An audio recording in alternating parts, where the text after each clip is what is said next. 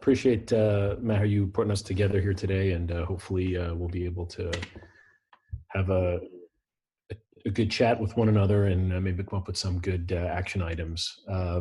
As Maher said, yeah, I'm in New Jersey in the Monmouth County area, which is the central portion of the state. And it's been an area that's been relatively hit hard. Of course, as you all are aware, New York City has been hit perhaps the worst, but we're arguably a bedroom community of the New York City, that is. And so therefore, we definitely are facing our issues as it pertains to the coronavirus patient and management of the coronavirus patient. Trying to keep my comments appropriate to the scope of our conversation. Interestingly, today, one of the things that we were talking about amongst the medical executive committee of the hospital is that there seems to be a bit of a challenge, believe it or not, in now discharging patients once they're ready to be out of the hospital, trying to figure out, well, what's the next best place for them to go. Some patients may be healthy enough to go home, but there still are some lingering anxieties about their potential oxygen needs.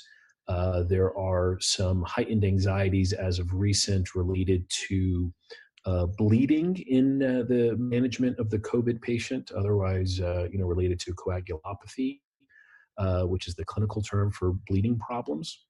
And therefore concerns related to how do we manage that, especially if we're trying to get people out of the hospital while we still want to make sure we're taking care of those that are in the hospital, but we want to make space for those that need to come into the hospital. So clearly there's a backup issue, if you will.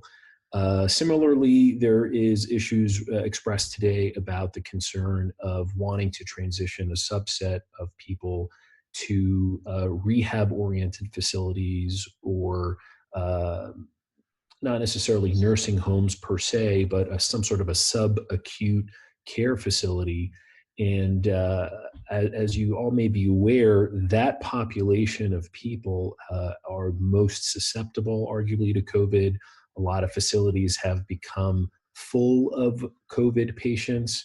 And we've even had the situation of a non-COVID patient in Bayshore Hospital who needed to be discharged to a subacute rehab-oriented facility, but didn't want to go to it for his concern that he was going to contract coronavirus by now going to a rehabilitative facility. So our current struggles, I think, are related to monitoring patients as they get ready to that discharge component of their care, having some sort of a comfortable and reliable way of getting them home, or matching them with a facility in a reasonable area where they would be able to receive the care and demands met that they need, without necessarily exposing them if they don't have coronavirus, or if they're recovering from the coronavirus infection, making sure that they're in a facility that can, of course, take care of their needs. So hopefully that helps to kind of stir up some thoughts as to ideas. I don't mean to take over your role, Maher, but I don't know if Ted wanted to comment on any of the things that I'd said before we start making solution suggestions.